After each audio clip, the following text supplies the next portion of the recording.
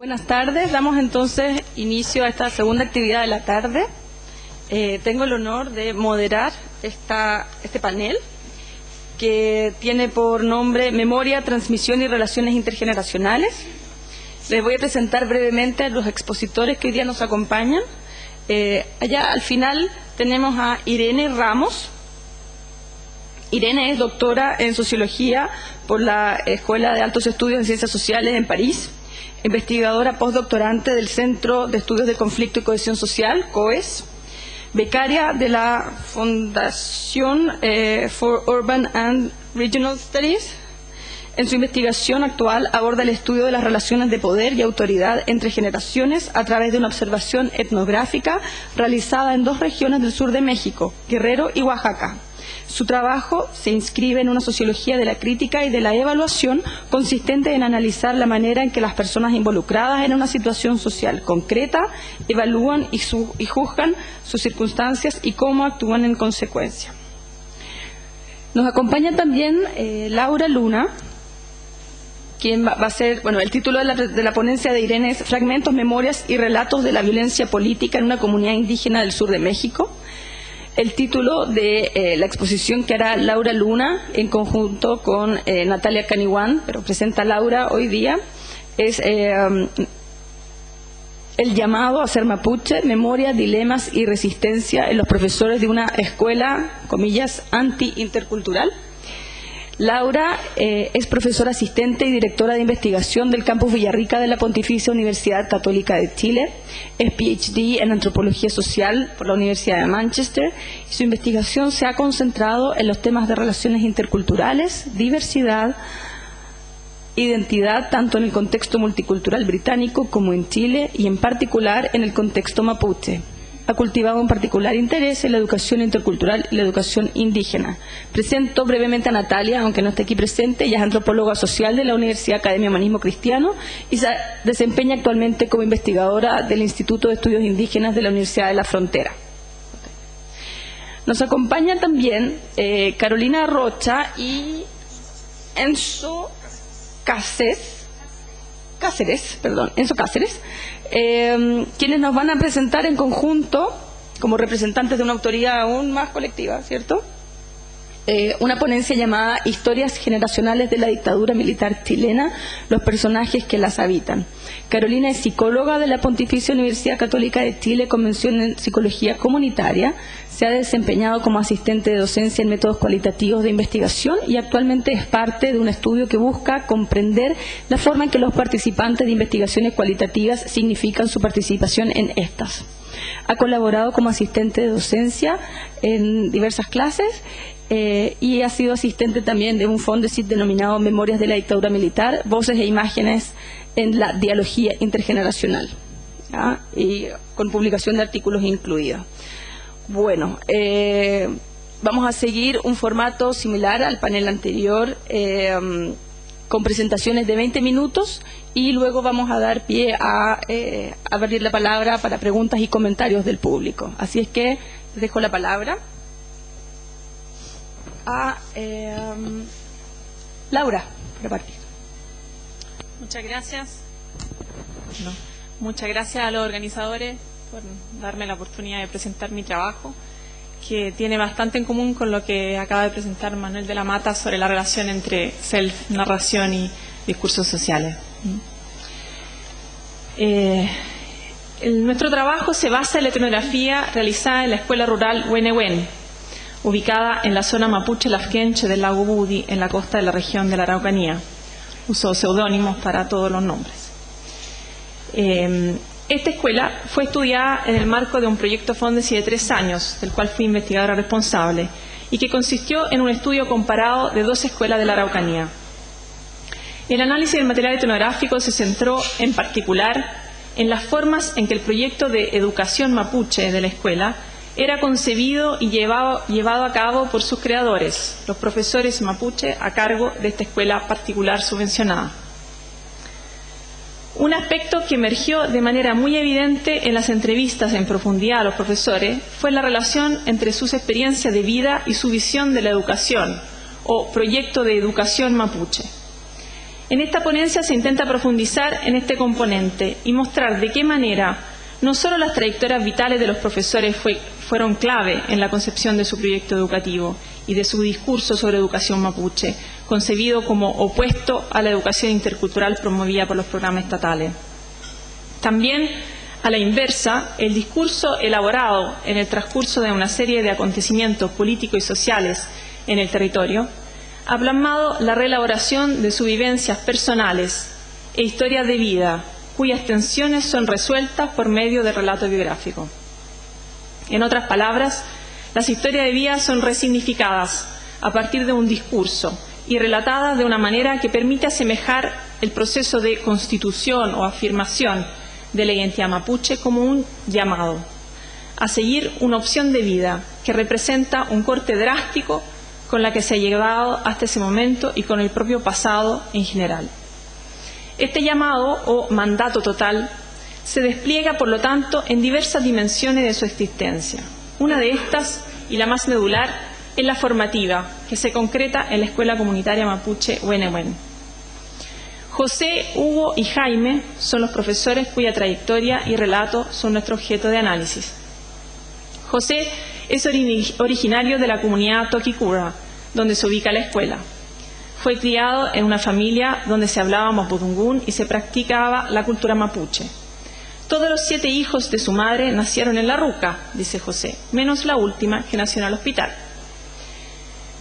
Abro comillas, y desde esa vez mi madre dice que nunca más quedó bien de salud. Entonces se contraponen inmediatamente las dos visiones de mundo y las dos formas de percibir el tema de la engendración y el tema de la salud, explica José. A los 7 años, José tuvo que dejar su comunidad para ir a internarse al Colegio Alemán de Puerto Domínguez, dada la ausencia de establecimiento escolar en la cercanía.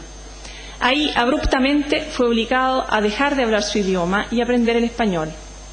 El proceso fue duro, relata, pero al cabo de 2-3 años me adapté, dice, al punto que ya se sentía un extraño cuando durante los veranos regresaba a su comunidad. Abro comillas. Entonces, en definitiva, yo siempre hago el análisis ahora. Fue un desarraigo total de mi ser como persona, con mi lengua, con mi madre, todo. Dejé esto acá para insertarme allá. La cultura mapuche simplemente se ignoraba y en el pueblo éramos motivo de discriminación, de indio, cochino, sucio, etc. Entonces, al mirar para atrás, uno ve eso con mucho dolor hoy día. Y se pregunta uno, ¿por qué nosotros tenemos que pasar por eso? ¿Por qué? Y también se da sus propias explicaciones y busca respuesta a eso. Cierre comillas.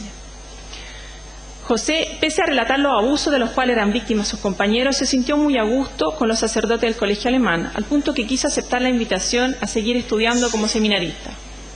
Sin embargo, ante la oposición de su madre, decidió abstenerse e irse a Santiago a buscar trabajo. Alcanzó a trabajar un mes lavando copa en una fuente de soda, cuando recibió la carta de un asistente social de la sede de Villarrica de la Universidad Católica. Había sido seleccionado para ir a estudiar la carrera de Pedagogía Básica. José relata con lujo de detalle las circunstancias en que recibió el llamado a ir a Villarrica a estudiar. Estaba manejando su bicicleta a las 12 de la noche de vuelta del trabajo y bajo la lluvia, cuando un vehículo lo chocó de frente. Cayó al suelo y se quedó semi-inconsciente, y el chofer lo socorrió y lo llevó a su casa dolorido y con un fuerte golpe en la cabeza. En la casa, su hermana lo recibió con la carta del asistente social que le decía que tenía que regresar, tenía que irse a estudiar a Villarrica. El golpe a la cabeza que José recuerda de manera tan vívida parece ser la materialización del impacto que recibió la existencia de José, que desde que entró a la universidad en Villarrica empezó un recorrido que lo llevó a dedicar su vida al servicio de su comunidad y de su pueblo, especialmente por medio de su labor como profesor. En la vida universitaria en Villarrica, José se encuentra con otro estudiante de origen mapuche y participa de la agrupación Trayenco, que nació con la inquietud de tener un espacio para hablar mapuzungún y reconocerse como mapuche. En un contexto marcado por la dictadura y la anulación de la identidad mapuche por medio de la ley de división de comunidades, la sede Villarrica de la Universidad Católica, en ese tiempo dirigida por el padre Paul Weberin, ofrecía un valioso lugar para la valorización de la identidad indígena por medio del apoyo a iniciativas de revitalización, como la puesta en escena de una obra de teatro en mapudungún que fue llevada a los colegios rurales de la zona. Esa experiencia, en conjunto con su formación universitaria y su participación en la lucha social contra la dictadura, marcó un antes y un después en la vida de José. Sin embargo, ese proceso no fue exento de dificultades y contradicciones. En la noche, dice, no podía dormir, porque, abro comillas, surgía mucho cuestionamiento. Mucho, ¿por qué? ¿O quién soy yo? ¿Por qué este cuestionamiento? Un conflicto personal. Cierre comillas. Una vez egresado, trabajó en escuelas del magisterio de la Iglesia Católica, donde empezó su conflicto con las autoridades al querer oponerse a estirar el 1% de su sueldo a la Iglesia. En este contexto, José participa de la agrupación de profesores Meli Chilcatúe, con quienes busca posicionar temas culturales mapuche en el territorio y participar de diferentes instancias de trabajo con las comunidades. Participar en esta agrupación le significó a él y a otros profesores integrantes de este colectivo el ser despedido de la escuela del magisterio en la que trabajaban. Será este despido el que gatillará la idea de recuperar una escuela para un proyecto de educación mapuche. Una trayectoria similar a la de José es la de Raúl, también originario del Budi, que también fue a estudiar en el colegio alemán como interno y además posteriormente fue a estudiar pedagogía básica en Villarrica, en los mismos años que José. Sin embargo, Raúl no llegó a tener tanta cercanía con el mundo de la Iglesia, ni tampoco nunca desconoció su origen mapuche. Pese a eso, su fuerte deseo de continuar su estudio lo llevaron a considerar la posibilidad de seguir la trayectoria del seminario, lo que no concretó, porque él no fue considerado apto por los sacerdotes. A partir de su relato se desprende que, durante la formación universitaria, Raúl no redescubrió su identidad mapuche, sino la reforzó, mediante la participación en la mencionada agrupación Trayenco y las actividades impulsadas en la universidad. Conjuntamente, cuenta, se preocupó de cumplir siempre con sus compromisos académicos, destacándose entre los otros estudiantes. Al egresar, también fue a trabajar en escuelas del magisterio, en ese momento pionero, cuenta, en el enfoque intercultural. Sin embargo, luego entró en conflicto con el organismo eclesial, por un lado debido a su rechazo a la obligación de rezar el Padre Nuestro y celebrar otros ritos católicos, aunque fueran en Mapuzungún. Y por otro, por causa de su participación en el movimiento político de las comunidades, lo que implicaba también la utilización del espacio escolar para fines organizacionales. El conflicto de Raúl con la Iglesia fue no solo en el ámbito laboral, sino también personal y afectivo. Su prometida era católica y él, contra la expectativa del magisterio y de la familia de su futura esposa, se opuso a casarse por la Iglesia y decidió hacerlo al modo mapuche, resistiéndose a todos los intentos de intervención, incluso de parte del mismo obispo, y amenazas de pérdida de su puesto de trabajo. La llegada del programa Orígenes e inicio del programa de educación intercultural bilingüe por el Estado y el apoyo que Raúl como director de la escuela tenía de la gente de las comunidades permitió que siguiera trabajando para el magisterio y paralelamente pudiese participar del movimiento en el espacio extraescolar. Raúl asumió el rol de revitalizar la cultura mapuche en las comunidades, por ejemplo, dice, poniendo en su sitial a la machi como autoridad comunitaria o levantando trabún, reuniones y organizando el huetripantu o el guillatún. Pese al respaldo de la gente, Raúl fue despedido en 2004. El tiempo en que se produce el despido de Raúl y de los otros dos profesores en el territorio, se encontraba en pleno apogeo un movimiento territorial conocido como Consejo de Huerquenes, del Área de Desarrollo Indígena del Budi, que se creó en el año 2000 para levantar demanda específica hacia el programa Orígenes y todos los otros programas que estaban interviniendo la zona. El Consejo respaldó la causa de los profesores y con ellos más de 100 comunidades mapuches que componían el territorio. Así Raúl describe ese momento. La gente al tiro, los dirigentes, las autoridades mapuche, la gente común, mucha solidaridad conmigo y en Mapuzungún todo. Y ahí uno se siente fortalecido. No somos entes aislados. Así que partió la defensa social hacia un mapuche profesional. Fue tras la negativa del obispo a reintegrar a Raúl y a los otros profesores que la gente empezó a solicitar el establecimiento educacional cuyo terreno había sido cedido por la comunidad Toquicurra al magisterio para que pusieran una escuela. Ante la oposición de la Iglesia y con el apoyo de las comunidades, los profesores deciden tomarse la escuela al magisterio y así presionar para que les fuera cedida en administración. Tras un largo proceso de conflicto y negociaciones en que el obispo les argumentaba que ningún mapuche había administrado una escuela antes, consiguieron el traspaso de la administración a la asociación. En el establecimiento del cual fue despedido Raúl trabajaba otro profesor, Jaime, quien descubrió su identidad mapuche gracias a la nueva amistad con Raúl y en el contexto de todas las acciones que Raúl como director llevaba a cabo tanto en la escuela como en la comunidad para revitalizar la cultura mapuche. Jaime había sido criado en una familia de muchos hermanos, por un padre que por sobre todo tenía la preocupación de salir adelante con mucho esfuerzo y de incorporar a sus niños en la sociedad. Por lo mismo, sin ser creyente, los había obligado a asistir a la misa dominical. Por lo tanto, la práctica de la lengua o la participación en las ceremonias mapuche no era un tema relevante para Jaime ni para su familia. Apenas salido del liceo, donde se especializó como técnico en construcción, las circunstancias de la vida lo llevaron a tomar un trabajo como profesor en una escuela básica y después en un liceo industrial. Así empezó su carrera como profesor, sin tener el título que consiguió muchos años después. Dejó el liceo para ir a trabajar en la escuela de la Fundación del Magisterio, donde ya trabajaba como profesora su señora y donde llegó Raúl como director. De un principio, él cuestionaba la posición conflictiva hacia la Iglesia y mapuchista de Raúl y otros profesores, lo que explica con estas palabras: para mí, el valor, el conocimiento mapuche no lo tenía. Todo lo que sea la cosmovisión, la historia, la cultura, yo era nulo, ¿me entiendes? No tenía nada. Pero luego, dice, su visión de las cosas fue cambiando y así comenzó un proceso de conversión o de reconversión. Dice, me empecé a relacionar con Raúl y con Raúl empezamos a trabajar, a conversar. Y cuando uno empieza a conversar, empieza a hacer un análisis de la situación. Y ahí uno va reflexionando. ¿Qué dije? ¿Y por qué lo dije? Cierto, la embarré. Y ahí empieza el retroceso, el volver a recuperar, a aprender, a reaprender, digamos, de lo que era mi ser como mapuche. Pero junto con esa revelación cuenta Jaime que llegaron también los problemas, o sea, con su señora católica. Ella tomó abiertamente distancia de la postura de su marido al punto que la designaron como directora en reemplazo de Raúl, quien fue invitado a trasladarse.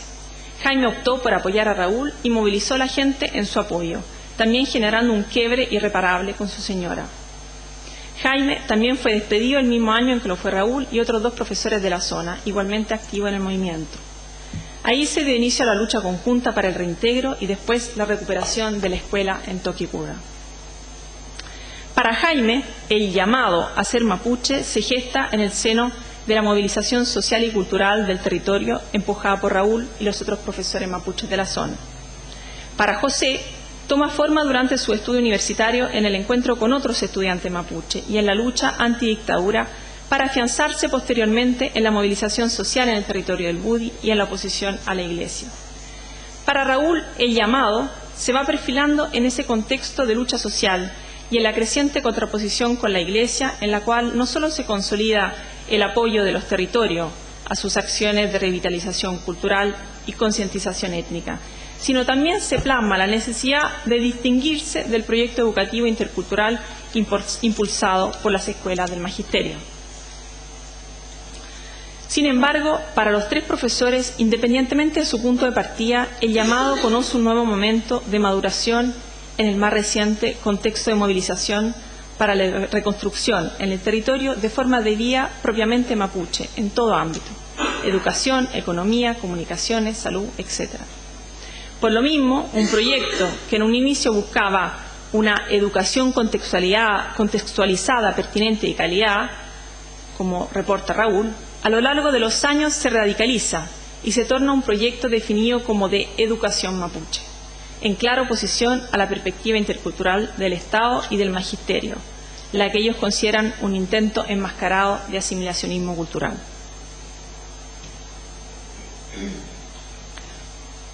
Un proyecto político de etnogénesis y de corte autonomista da forma a una visión de educación propia por un lado y a un discurso sobre el ser mapuche que se basa en la distinción radical del otro, entendido en su alteridad inconmensurable. Para estos profesores, la interculturalidad no es solo una nueva fachada asimilacionista del Estado, sino también una dimensión nefasta para el individuo. En palabras de Raúl, es tan contradictorio, ¿cierto?, vivir en 2 mundos. Nosotros ya somos interculturales, porque interactuamos entre dos culturas. Pero eso es muy ambiguo, es para confundir. Yo creo que aquí uno tiene que pertenecer a una sola cultura, y en ese contexto yo creo que tendría que enmarcarse la educación, la formación de los niños. Es mi ideal de educación, un sueño, no sé si será utopía, formar al niño en su cultura al máximo. Eso quiere decir que pudiera hablar el mapuzungún perfectamente, y eso no quita que pudiera hablar el castellano también, pero sí tiene que hablar mapuzungún. Volver a conocer todos los contenidos mapuche y asumirlos como tal. Trabajar en un espacio y tiempo que considere el mapuche, no hacer un horario rígido. Porque la vida nuestra no es eso, la vida nuestra no es competitiva, no es esclavizante. Nuestra vida es la libertad y cuando nos colocamos en horario no vivimos una libertad, estamos condicionados. Si no lo hago, si no lo cumplo, no estoy actuando bien. Yo creo que eso pertenece a otro mundo. El mundo mapuche no es eso, que te pongan horario de levantada, horario de entrada, sino que regirnos por cómo lo hacía nuestra gente, la medición del tiempo con conceptos nuestros, ligüen, rayantu, pan rayantu, o sea, reconstituir todo eso y vivirlo de esa forma. La interculturalidad, entonces, es una dimensión problemática, porque plantea dilemas frente a opciones de vida irreconciliables. Esos dilemas son los que los profesores relatan en la narración de sus trayectorias existenciales y que resuelven mostrando la irrupción en sus vidas de la dimensión más auténtica de su ser, que las circunstancias lo habían llevado a ocultar en el caso de José y Jaime o a contener en el caso de Raúl. Esos dilemas son superados en un proceso de revelación, iluminación, reconversión, donde el colectivo social en el cual estos profesores están insertos adquiere un valor central. El llamado a ser mapuche resuelve todos los conflictos interculturales, sublimándolos en una investidura otorgada por ese colectivo interiorizado en un nuevo self. El llamado dice relación con una misión personal y pública a la vez. Tiene un carácter totalitario y absoluto, ya que implica asumir una verdad radical sobre sí mismo y asumir acciones concretas y reconocibles por otros en varias esferas de la vida. Una de esas acciones concretas es la reconstrucción narrativa de ese llamado y su proyección en el trabajo formativo en la escuela y de concientización de las comunidades.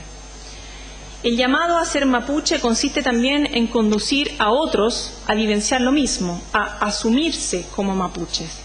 Esta expresión, asumirse como mapuche, es frecuentemente usada por los profesores y condensa el principal objetivo de su labor social y educativa, o sea, que todo individuo de origen mapuche pueda vivir su pertenencia étnica como un llamado que da sentido a sus vidas, que lo posiciona en el mundo y que orienta todo su quehacer. Asumirse como mapuche implica una toma de conciencia sobre su pertenencia étnica, es decir, vivir la propia identidad por medio de un proceso racional y reflexivo. Por lo mismo, una de las prácticas centrales en el proyecto educativo llevado a cabo por los profesores es la constante verbalización de esa identidad, frecuentemente definida en contraposición a la alteridad no mapuche. Un ejemplo estaba justamente en las palabras con que inicia su historia José cuando habla del efecto que tuvo en su mamá no parir en el hospital, por ejemplo. A los niños se les recuerda constantemente que son mapuche y que eso significa que deben hablar su idioma, escuchar a los mayores, participar de las ceremonias religiosas, entre otros. El nucham, conversación, y el nlam, consejo, son prácticas sociales que se incorporan en la cotidianidad escolar, por medio de las cuales se reproduce el discurso sobre el ser mapuche y se incita a vivir el llamado. Las prácticas discursivas sobre el ser mapuche, al igual que la narración de la propia trayectoria existencial, son fundamentales para mantener la vitalidad del llamado ante la constante amenaza representada por la interculturalidad de facto en la cual viven, tanto los profesores como los niños de la escuela Huenehuén. La ruptura con las formas de vida no mapuche es necesariamente más conceptual que real, dado que los profesores se desenvuelven como sujetos interculturales dentro de un sistema de vida que, aun cuando pueda ser tachado de exógeno, les entrega la herramienta para luchar por lo propio o por lo auténtico. Por otra parte, las implicaciones del llamado o del asumirse como mapuche son irrealistas para muchos niños evangélicos, quienes no participan de las ceremonias religiosas tradicionales. Los efectos de los discursos esencialistas sobre el ser mapuche terminan dramáticamente por llevar a los niños evangélicos a resolver sus propios dilemas en el sentido contrario al esperado, es decir, asumiendo que no son mapuches.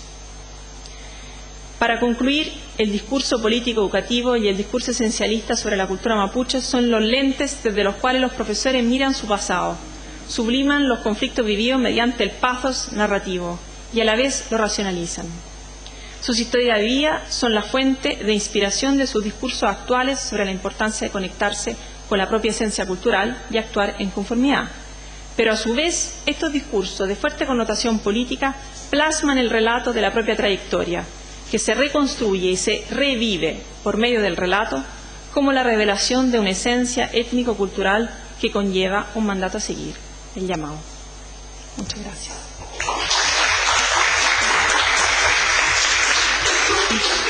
A continuación damos la palabra a Carolina y a Enzo Cáceres, quienes escriben su texto en conjunto con Marcela Cornejo, Nicolás Villarroel y Anastasia Vivanco. Adelante. Bueno, buenas tardes, gracias por estar aquí. Les voy a presentar esta investigación titulada Historias generacionales de la dictadura cívico-militar chilena, personajes que las habitan. Como muchos deben saber, más de 40 años han pasado del golpe militar que instauró 17 años de dictadura cívico-militar. Y a la fecha muchas y diferentes versiones se han generado acerca de lo sucedido, y al anticiparse un intercambio generacional entre los que estuvieron allí y las nuevas generaciones, se han generado preguntas acerca de qué se recuerda, qué se olvida y qué se transmite a través de las generaciones, delineándose un campo de preocupación que articula pasado reciente, memoria y generaciones. Cuando hablamos de memoria, consideramos que todo lo que recordamos se orienta a responder a otros, defendiendo una versión ideológica que nos hace sentido en el presente y que impacta en la articulación del orden social. Y cuando pensamos en cómo recuerdan las generaciones, consideramos que una generación se configura en la adhesión a ciertas maneras de obrar, sentir y pensar que se configuran a partir de marcos históricos sociales compartidos, de modo que cada nueva generación añadiría nuevas concepciones e interpretaciones a las ya instituidas, lo que solo ocurriría por la relación entre generaciones y la dialogía entre estas. No operaría algo así como una transmisión unidireccional entre las generaciones protagonistas del pasado y las sucesoras. Y en este proceso de construcción de memorias, las narraciones tendrían un papel fundamental para articular acontecimientos y darles sentido al pasado. Y cuando se trata de memorias autobiográficas, siguiendo a Bakhtin, consideramos que aquel que narra debe construir un personaje autobiográfico que de algún modo coincida consigo mismo. Y para hacerlo a cabalidad tiene que posicionarse como otro respecto de sí mismo, tal si se viera con otros ojos. Y para hacerlo, se puede ayudar a incorporar en el relato a otros personajes que se relacionan con el protagonista, lo nombran, lo describen, lo valoran y con esto permiten situar el lugar único e irrepetible que ese protagonista ocupó en la historia que se relata. Y este trabajo que se hace en la palabra implicaría el responder a enunciados disponibles en contextos socioculturales particulares y que se orientan a determinados fines.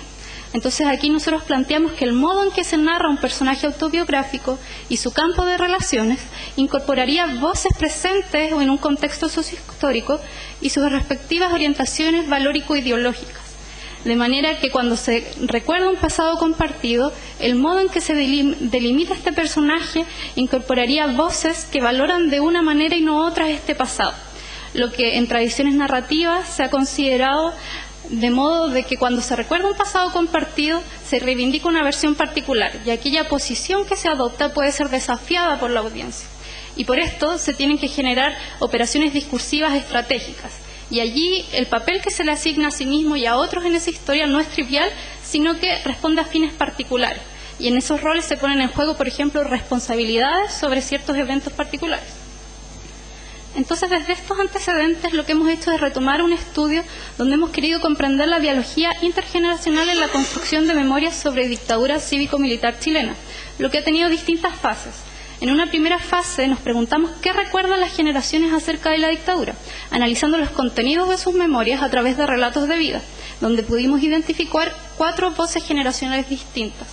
En una segunda fase fuimos a mirar cómo se relacionan las generaciones cuando recuerdan juntas la dictadura, viendo las formas de esa interacción en grupos de discusión.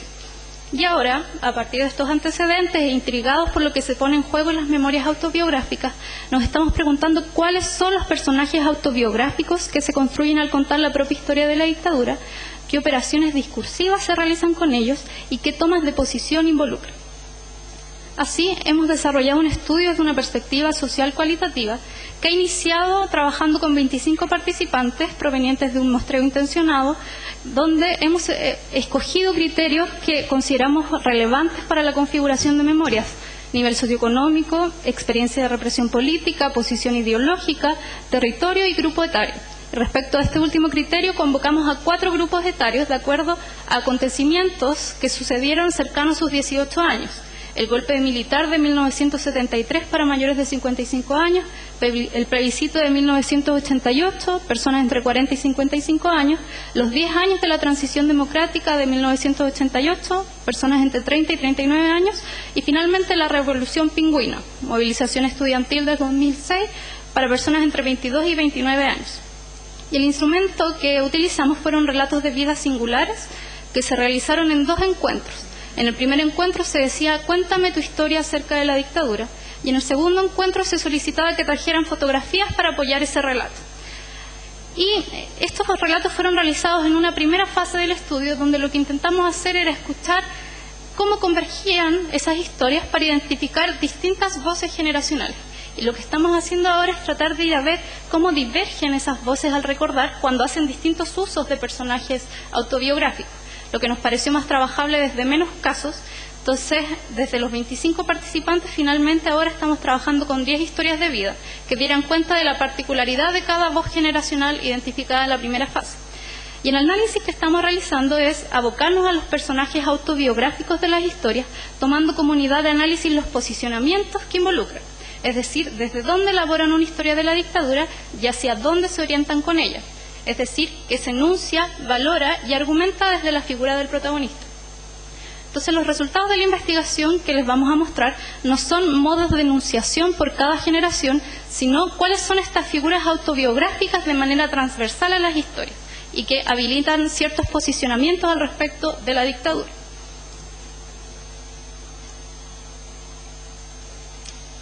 Y una de las principales figuras desde la que se recuerda la dictadura es la de hijos, lo que prima en las historias de personas entre 30 y 50 años.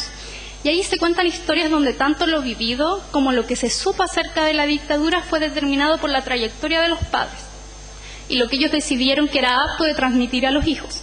Entonces ahí se cuentan historias como hijos protegidos de los conflictos políticos y sociales de la Unidad Popular y la dictadura, donde se relata un relativo desconocimiento de lo que sucedía y que justifica por qué ellos no habrían tomado parte en algunas acciones de protesta o de denuncia. Y así se relata una búsqueda más bien tardía por descubrir qué era lo que sucedía, siendo una búsqueda que es incitada, por ejemplo, con las parejas que tienen historias distintas a la propia, por hijos que cuestionan cómo fueron los padres en dictadura, o por los movimientos sociales atribuidos a la juventud que instalan temáticas donde habría que posicionarse, lo que implicaría mirar el pasado. Y también se cuentan historias como hijos de militantes de izquierda, donde son historias donde había estado arrojado tener que responder a la ética promovida por los padres, ya sea continuando su involucramiento político o diferenciándose de este.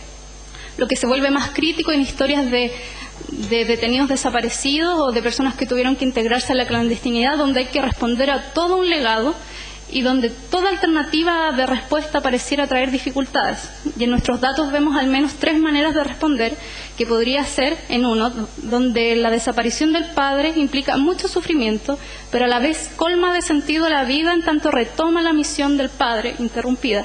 En otros priman los deseos por diferenciarse de esta posición de heredero, en tanto incomoda, irrita y no hace sentido.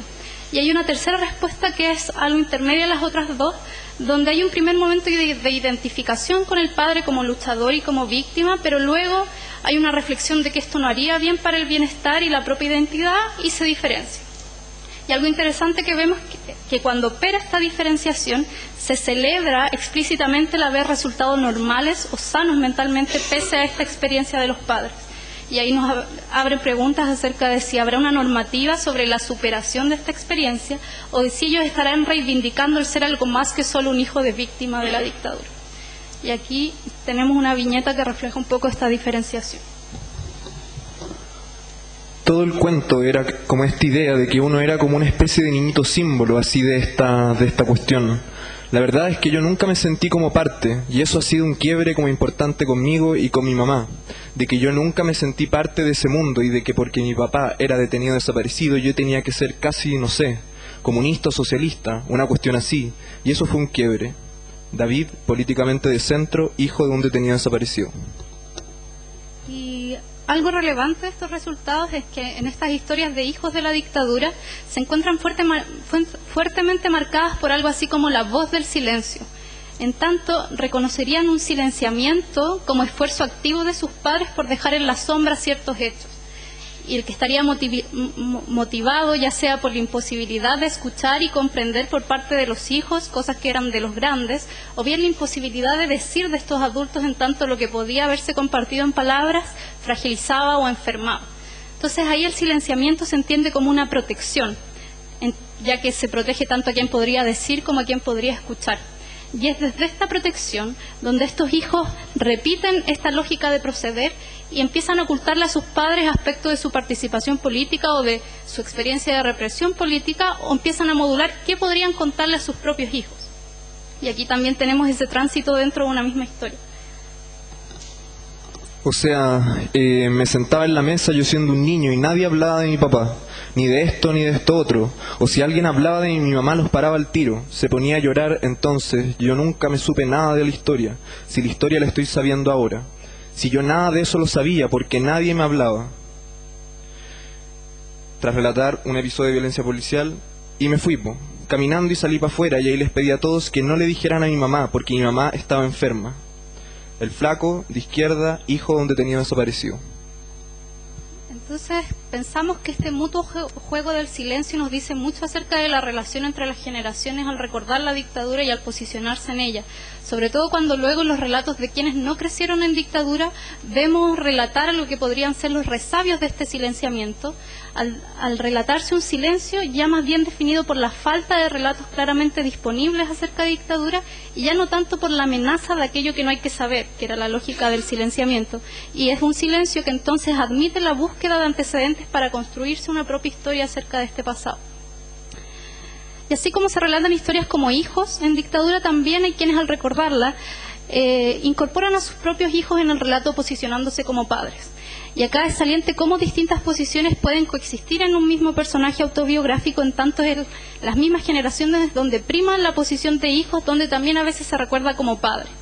Y ahí, por ejemplo, hay quienes indican un compromiso con la libertad de pensamiento de sus hijos, contrastándolo con su propia experiencia en dictadura, donde los padres determinaron fuertemente lo que ellos sabían y lo que ellos valoraron acerca de la dictadura, lo que podría ser una manera de responder a ese régimen autoritario que se insertó en las familias, o una forma de actualizar una responsabilidad que en el pasado no pudieron ejercer. También hay quienes, al recordar la dictadura, miran el presente celebrando una transformación positiva en la sociedad, en tanto las nuevas generaciones estarían socializadas en formas más democráticas de participar y movilizarse.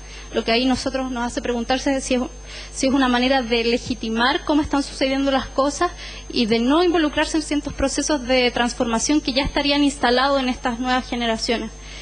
Y algo que no es tan común, pero aparece igualmente en la generación de los mayores de 55 años, es una responsabilización por las consecuencias que tuvo su militancia política, cuando implicó, por ejemplo, represión o exilio, donde se considera que son los hijos las verdaderas víctimas de lo sucedido. Entonces ahí se adquiere una responsabilidad al respecto. Y este binomio de hijos y padres que recuerda la dictadura nos hacen identificar una lógica familiar y filial de la memoria bien potente a la hora de construirla, en la medida en que es desde el espacio familiar donde suelen narrarse las historias, y cuando se los invita a hablar de su propia historia de la dictadura, los participantes se sitúan en una línea genealógica donde aquello que están contando tendría sentido por una trayectoria familiar que los antecede, de manera que sus interpretaciones y valoraciones se fundan muchas veces en este espacio. Desde otra lógica, también se recuerda a la dictadura como militantes de izquierda que se fue. Y ahí se relatan historias de involucramiento político donde la convicción y el compromiso hicieron que incluso las opciones más difíciles se consideraran como necesarias e irrenunciables. Por ejemplo, el entregarse a la policía para no poner en peligro a la familia o el volver del exilio para integrarse a la resistencia.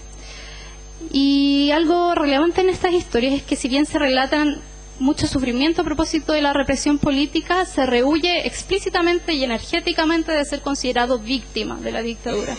En tanto, esto oscurecería el compromiso activo que tuvieron como sujetos y la clara conciencia de las consecuencias que su participación podía tener. Y aquí tenemos una viñeta. Yo no me sentí nunca víctima. Yo era la que había asumido el compromiso de acompañar a un guerrillero, y así que era una guerrillera, y tenía costos, tenía un posible costo, y cuando yo fui a dar a la cárcel, yo nunca me sentí víctima del enemigo, fui un soldado que perdió la guerra nomás, pero mi hijo no tenía por qué vivir lo que vivió. Mariela, de izquierda, experienció la represión política. Y de forma un poco antagónica aparecen historias que se cuentan como uniformados dentro de instituciones militares, la Armada o Carabineros, donde lo que se hace es dignificar la opción de estar en esas instituciones, en tanto darían cuenta de una vocación de servicio y de amor a la patria, donde el gesto de estar ahí es un gesto de protección.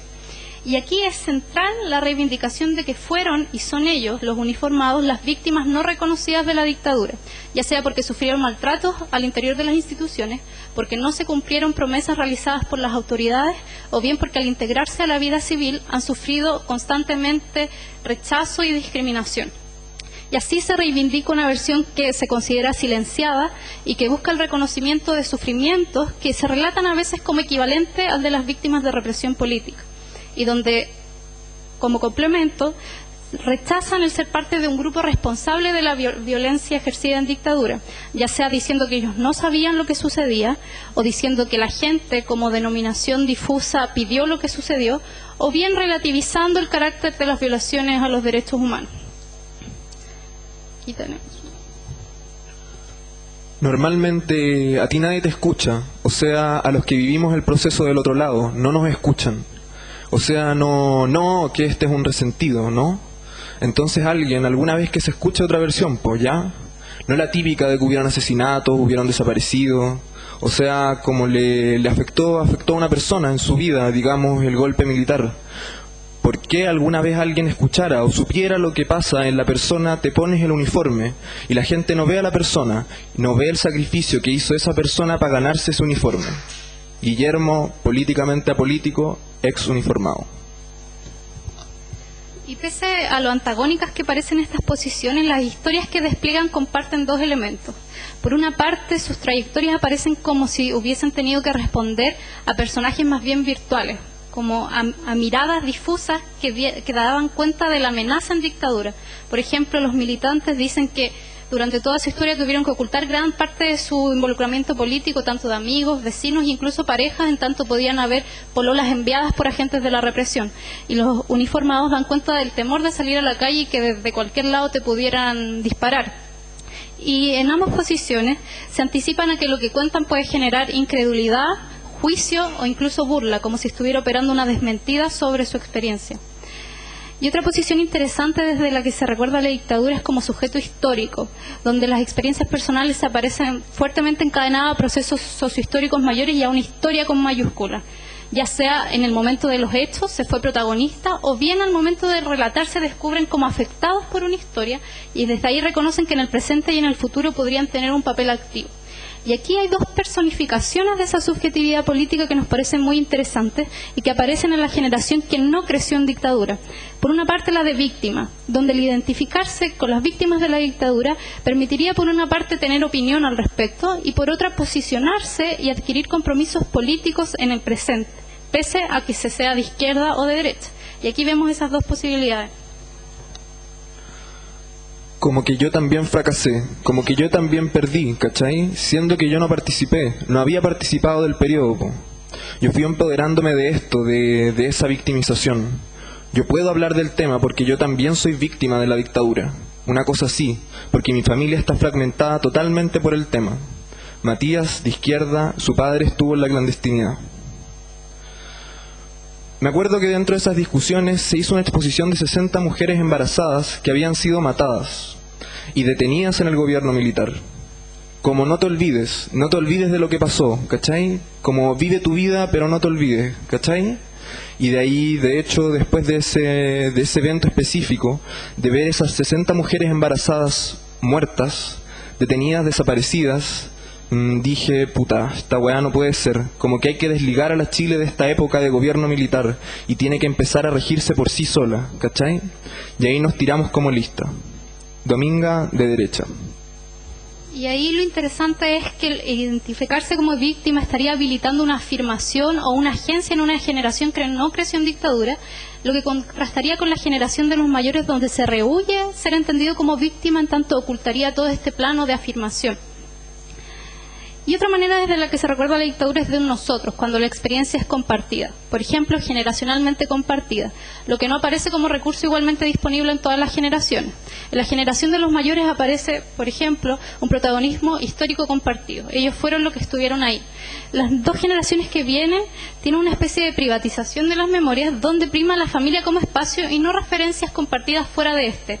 Y llama la atención cómo en la generación de los más jóvenes resurge este nosotros y se diferencian de las anteriores, diciendo, por ejemplo, nosotros somos los que hemos tenido que construir solitaria y autónomamente una historia sobre esta dictadura, y donde hemos, por ejemplo, trascendido la lógica binaria de la política, donde nos podemos identificar con referentes que no son ni la izquierda ni la derecha tradicional.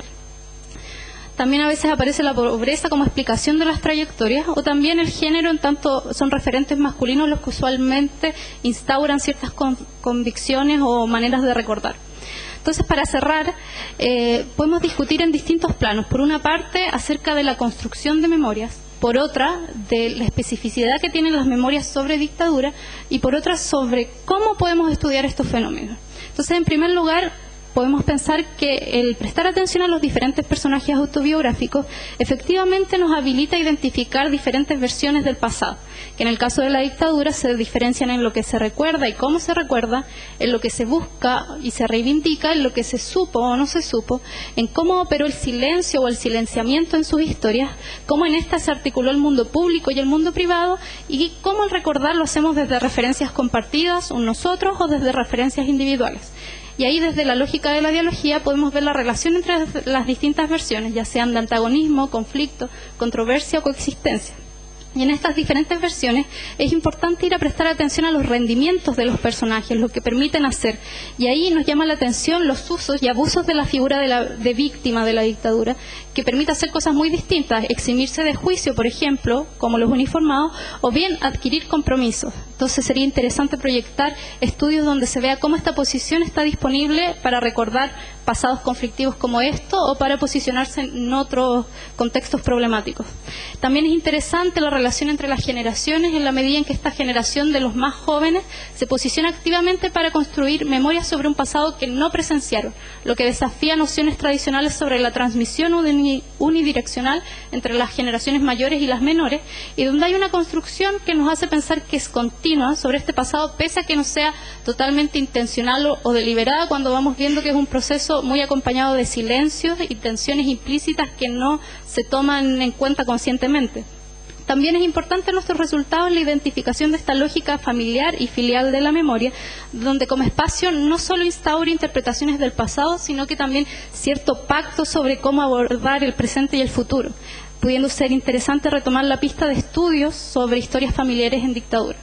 Y finalmente, desde nuestra aproximación metodológica, es interesante ver la operación de algo así como un efecto relato, donde las personas dicen poder generar en el encuentro con este investigador o investigadora, generar nuevos sentidos acerca de la trayectoria familiar, personal y social en dictadura, y también descubrir quién se ha sido y quién se es en el presente. Lo que nos hace pensar si es en este encuentro donde se pone en juego algo cercano a la elaboración de este pasado, y lo que se vuelve aún más sugerente cuando vemos también una especie de efecto de futuro, donde las personas al recordar este pasado no solo se piensan en el presente, sino que establecen compromisos y manifiestan deseos sobre un tiempo por venir. Muchas gracias.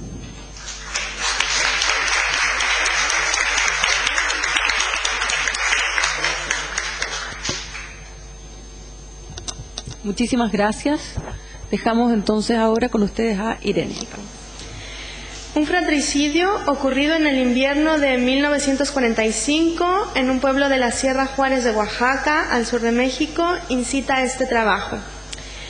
A partir del relato pronunciado por una abuela, que aquí llamo Naila Shah, acerca de la trágica muerte de su hermano Abel, esta investigación busca analizar la presencia del pasado y las maneras como la violencia puede llegar a ser descrita.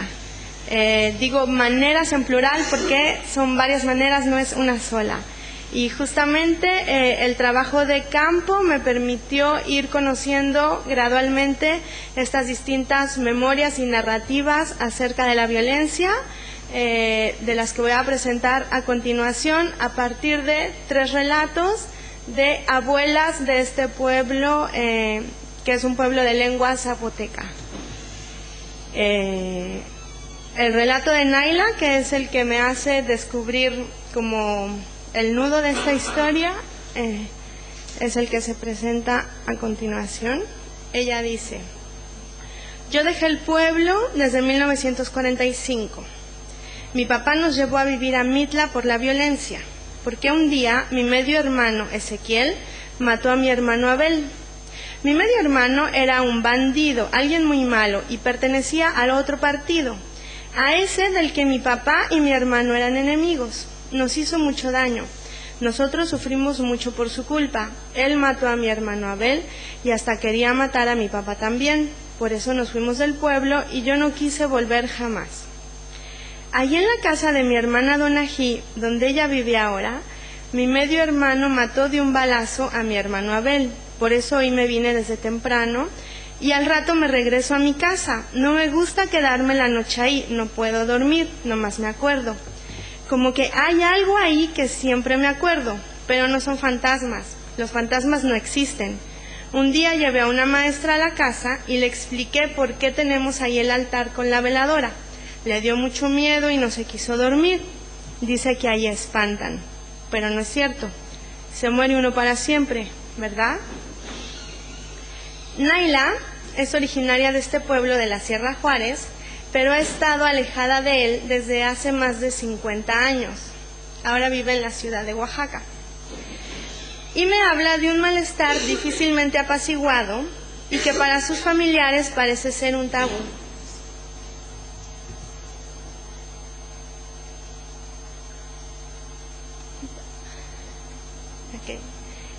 Para sus familiares parece ser un tabú. Ya me perdí. Sí, después de 3 años de que yo inicié este trabajo de campo, había frecuentado a varias personas de su familia, no a Naila.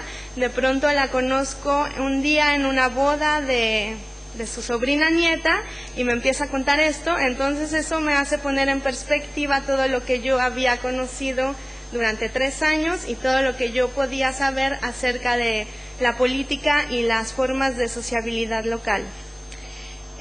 Si bien el crimen cometido dentro del hogar es guardado en secreto por los indígenas, otros relatos circulan en la comunidad para evocar la violencia del pasado. Antes de encontrar a Naila, había escuchado hablar de antiguos asesinatos en el pueblo. Justo al comienzo de mi trabajo de campo, María Anís me había mencionado algo cuando me contaba cómo fue que quedó viuda de su primer marido, Paulino Gil. Y María me cuenta: mató un agente a mi esposo, quién sabe por qué. Vino alguien que estaba enojado, alguien del pueblo de por allá vino para matar a un señor que era rico, Abun Dioyen. Ese día mi marido Paulino salió de la casa como a las 2 de la mañana, se fue a pie para Oaxaca, iba con su papá, Justino Gil. Allá lo encontraron como a las 3 de la mañana. Allá lo mataron, a él y a su papá, adelantito en el camino. Yo lo supe después, hasta como a las 10 de la mañana me avisaron. Vino un chamaquito y me dijo: ahí está el muerto.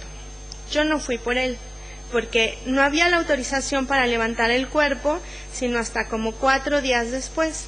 Ya olía mucho cuando lo enterramos. El relato de María Anís empieza con una duda aparente.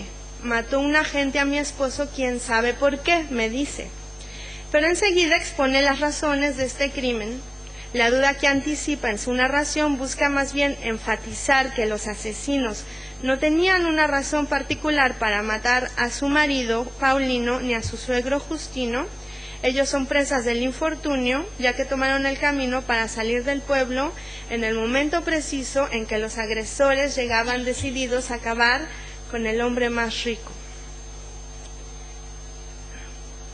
Esta es una genealogía. La persona que está hasta abajo es la nieta de estas abuelas y es la que en el momento de su boda me hace reencontrar a toda su familia. Y los relatos que expongo son los de la abuela materna, que es Donají, los de su hermana, que conozco en la boda, que es Naila, y los de su otra abuela paterna, que es María.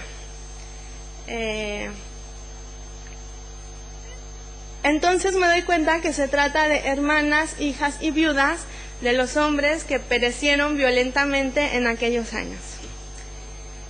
Un año después de que tuve esta primera conversación con María, es decir, llevaba ya un año de trabajo de campo, su comadre Donají, la hermana de Naila, evoca estos mismos acontecimientos y ella me platica de los enfrentamientos que hubo en el pueblo durante su infancia, donde algunos vecinos perdieron la vida, pero sin descubrir el secreto de su familia, porque los nombres de su hermano y su medio hermano no son nunca evocados. Y Donají, la hermana de Naila, me cuenta esto. Nos habíamos ido a Mitla porque había muchos pleitos en el pueblo, porque mataron a un señor muy rico de aquí, Abundio. En esa vez mataron también al esposo de mi comadre María, Paulino, junto con su papá, Justino. A Paulino y Justino lo mataron cuando vinieron a matar al cacique Abundio y lo andaban buscando. Eran como guerrilleros de los pueblos de la sierra de enfrente. Se hacían llamar los verdes porque se vestían de soldados. Ellos venían de fuera, no eran familias de aquí, y cuando venían era para matar a alguien. Nosotros corríamos a escondernos desde que los oíamos llegar. A Paulino lo mataron antes que al cacique. Un primer crimen fue la causa del segundo, porque mataron a otra persona, Abundio se vengó y mandó a matar a otros. Al final lo mataron a él. Así la violencia fue aumentando, porque mataban a alguien y luego se desquitaban. Mataban a una persona de un partido y entonces se desquitaban los del otro partido. Y así era el pleito acá, se desquitaban y se vengaban. El señor Abundio vivía en una casa muy grande que está enfrente de donde vivo. Pero como llegó esta gente, le tiraron su casa, le echaron dinamita, le destruyeron la parte de enfrente. Él estaba escondido adentro, pero como le echaban fuego, salió el señor y le dispararon. Los soldados se quedaron vigilando en el campo, en unas laderas de la sierra, y no dejaron que nadie se acercara para enterrar al señor. Si alguien se acercaba, desde ahí disparaban.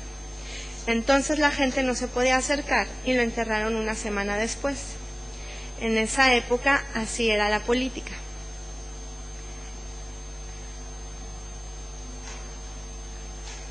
Que la política se resuma en una serie de revanchas y venganzas, como Donají lo señala, deja percibir la precariedad de los pueblos en medio de enfrentamientos constantes entre caciques u otros jefes locales. Sin embargo, su narración evoca únicamente la violencia engendrada por la gente exterior al pueblo, dejando de lado lo que pasa adentro.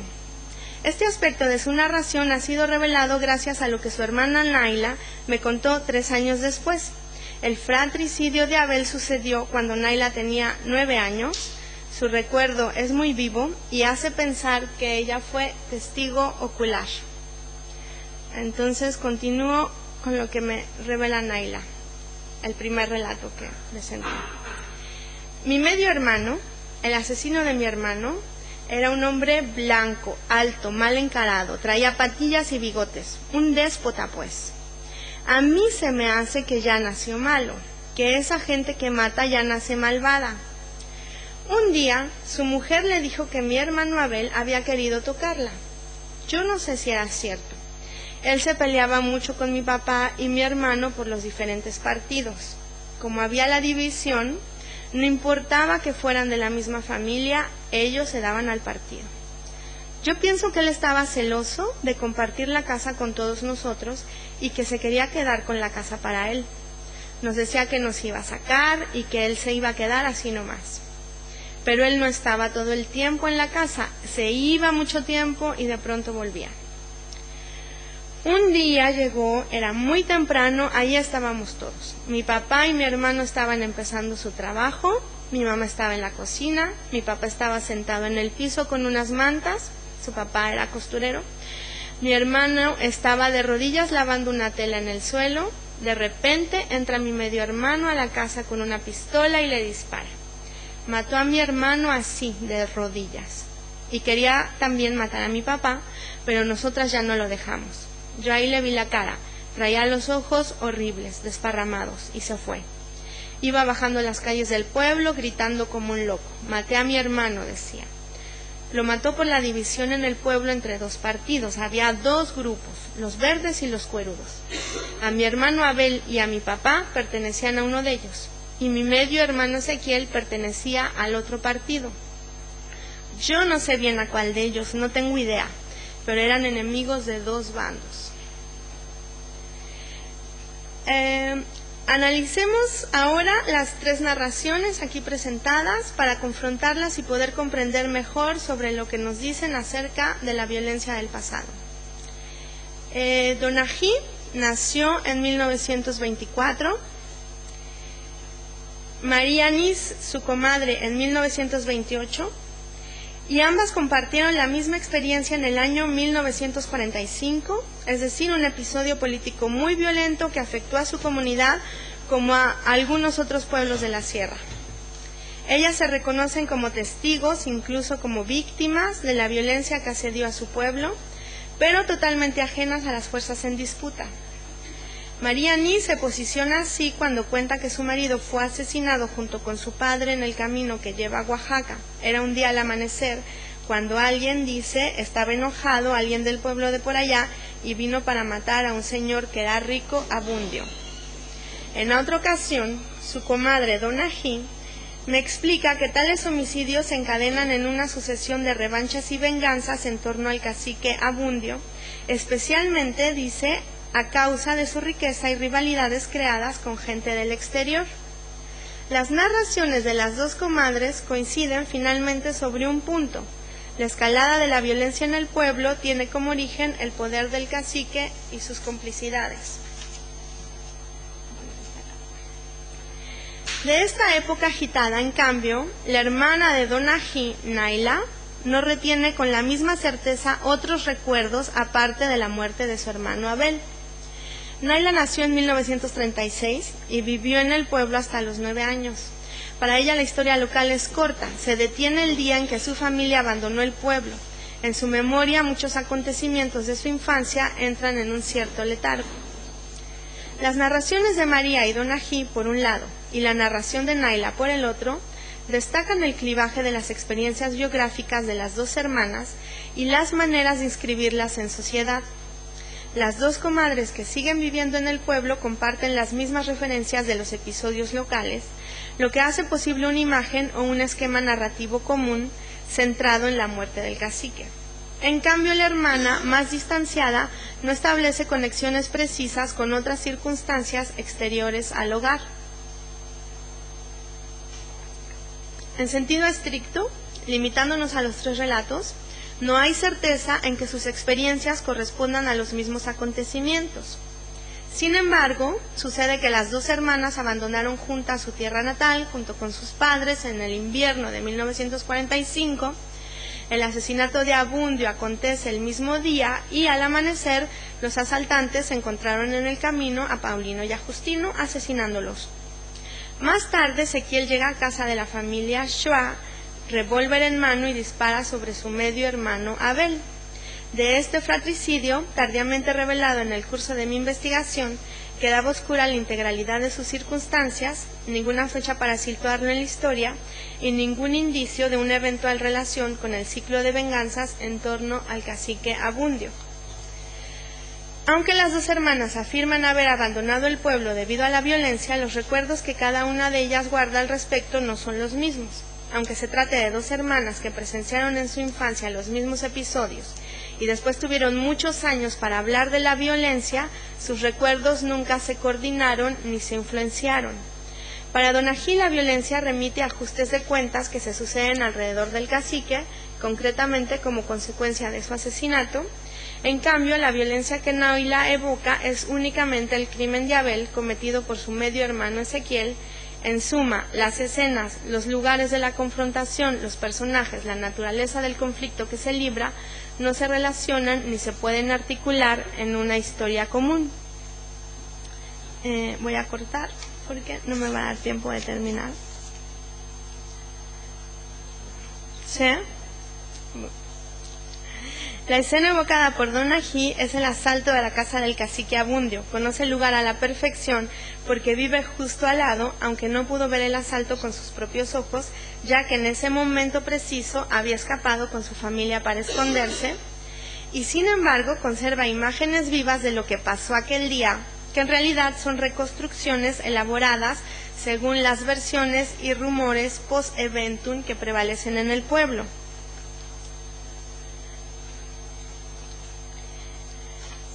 Según su hermana Donají, el homicidio del cacique Abundio es la obra de un grupo de hombres armados conocidos en la región. Se hacían llamar los verdes porque se vestían de soldados. Ellos venían de afuera, no eran familias de aquí, dice.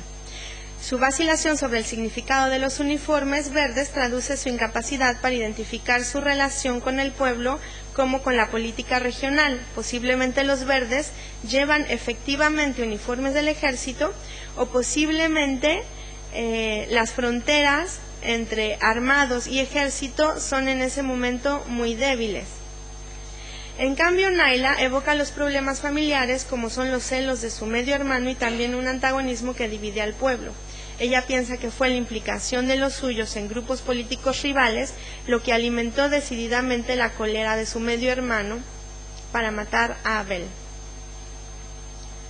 ¿En qué se distinguen los recuerdos de Náila de los de su hermana Donají? Podemos diferenciarlo porque unos se refieren exclusivamente al espacio doméstico, mientras que los otros se refieren al dominio de la política, me pregunto. Pero eso sería inexacto. Náila no deja de reparar en las relaciones políticas, al contrario, en su relato aparecen de manera prosaica y sorprendente cuando explica que la división política lleva el homicidio al corazón de la vida familiar. En realidad, las narraciones de las tres abuelas tienen en común un aspecto característico de la violencia que vive el pueblo.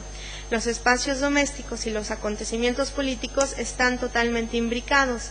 Esta imbricación es crucial. Es una característica de la violencia política que permite explicar muchos otros aspectos singulares de la historia de México.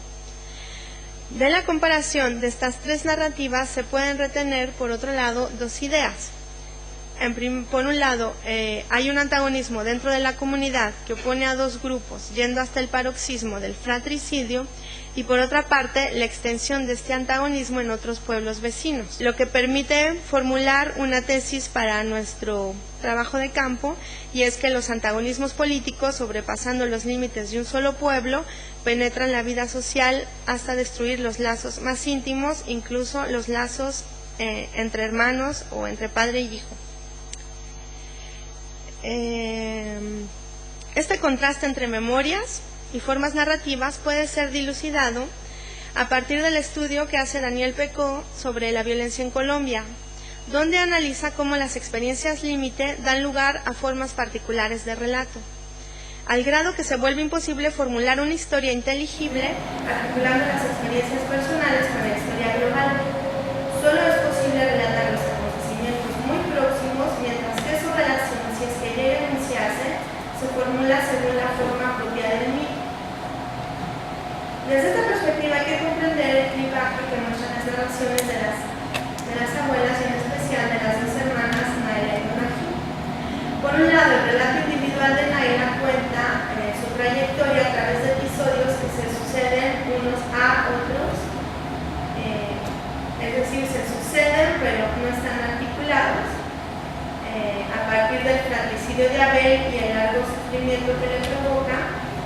En cambio, los relatos que expresa tanto su hermano como la comadre no se tienen a sentimientos personales y dejan ver que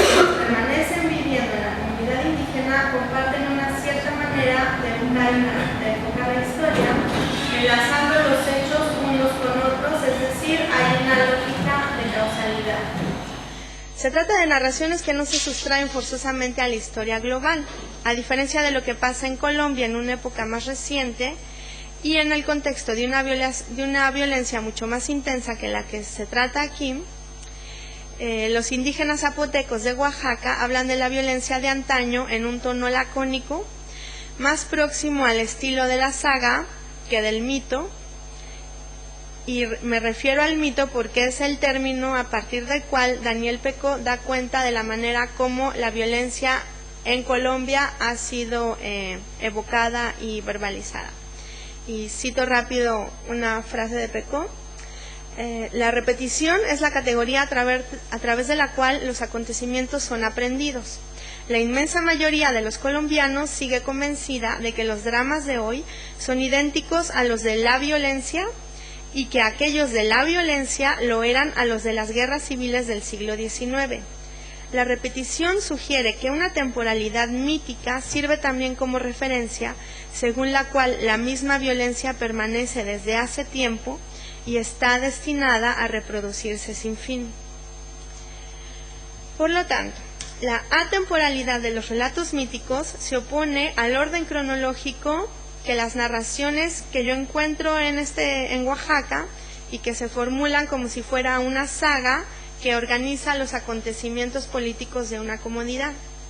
El término saga viene del verbo nórdico seja, que quiere decir o contar, y designa un género que se sitúa en el punto de articulación entre la historia y la leyenda. Las sagas islandesas recapitulan los linajes y restituyen elementos biográficos y topográficos que a menudo se pueden comprobar históricamente, lo que me permite un punto de comparación con las narraciones evocadas por Don Ají y María. La muerte de Cacique que estas dos comadres evocan corresponden sin duda alguna a una historia real de la que quedan huellas, los muertos, la casa quemada, los archivos, los recuerdos y los relatos. Urdidas siempre al orar, sus narraciones entrelazan personajes principales e invariables como el cacique con otras trayectorias familiares del pueblo. Así, estos relatos implican un conocimiento profundo de la vida interna del pueblo, una familiaridad que solo puede crearse a través del tiempo. Hablar de Abundio significa evocar la violencia política que marca el fin de un periodo arduo que funda un pasado común y refunda la comunidad de hoy. La saga deriva de los lazos sociales tejidos sobre la confianza en la palabra que circula en el interior de la comunidad. El contraste respecto a lo que Naila puede recordar y decir de la violencia remite fundamentalmente a que su memoria, como su relato, permanecen solitarios, impasibles frente a la saga que se origina en la historia profunda del pueblo.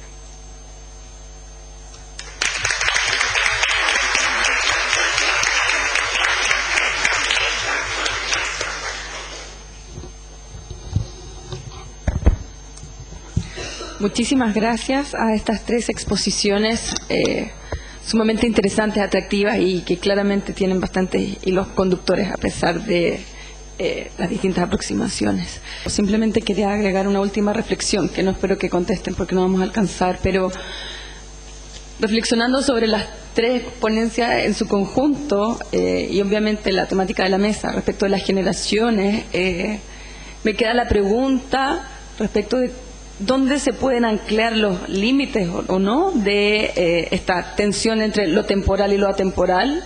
Que está súper claro en el caso del trabajo de Laura respecto de este llamado, que además curiosamente tiene bastante que ver este relato del llamado con muchas veces el momento de la conversión evangélica propiamente tal, que también es reinteresante. En el fondo, cuando las personas hacen su relato del momento en el cual se iluminan o se convierten, aquí hay un momento de conversión que curiosamente, por eso digo, no vamos a alcanzar a discutirlo ahora, pero lo dejo abierto, es un momento, un hito planteado con una lógica narrativa más o menos similar, así que me pareció bastante atractivo, pero no vamos a tener tiempo para desarrollarlo ahora. Pero ¿dónde está ese límite entre lo temporal y lo atemporal? O dicho de otra forma, ¿dónde está el límite entre esa saga y ese mito? Como lo ponías tú en tu ponencia.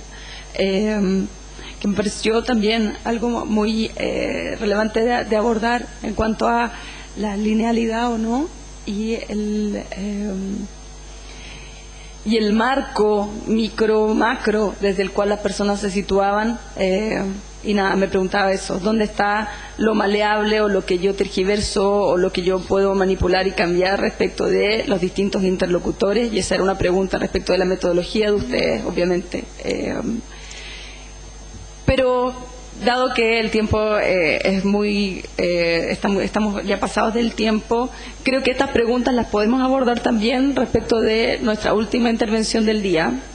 Vamos a dar pie ahora, vamos a salir unos 5 minutitos, vamos a volver y vamos a tener una performance que tiene por nombre La cartera de mi nana, trabajo en progreso, por las actrices Trinidad Piris y María José Contreras. Así que nada, los invito a que se queden y sigamos reflexionando sobre las temáticas que quedaron aquí abiertas y que vamos a seguir obviamente abordando los próximos 2 días. Pero eso, por favor no se vayan, salgamos 5 minutos y volvemos a ver la presentación de estas artistas. Muchas gracias.